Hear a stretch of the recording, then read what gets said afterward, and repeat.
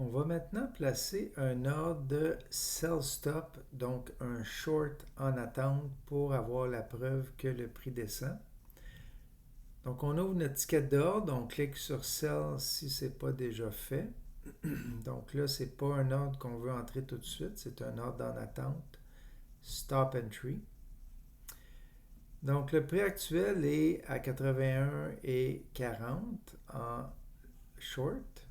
Là, on veut être plus bas que le prix actuel, donc on veut une preuve que ça va continuer à descendre avant d'entrer.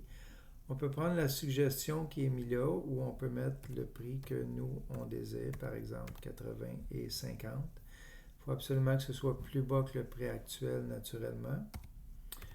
À 10 unités, on a à peu près ce que ça va nous coûter ici. Le time and force, c'est toujours good till cancel, où vous pourriez mettre la date, la durée que vous voulez.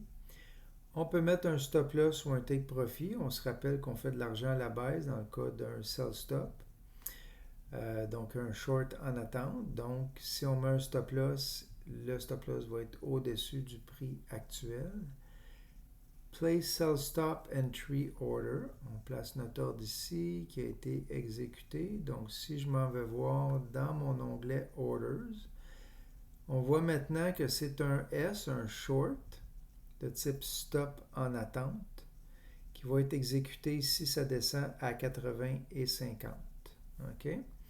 Donc, vous pouvez le laisser là puis attendre qu'il soit exécuté.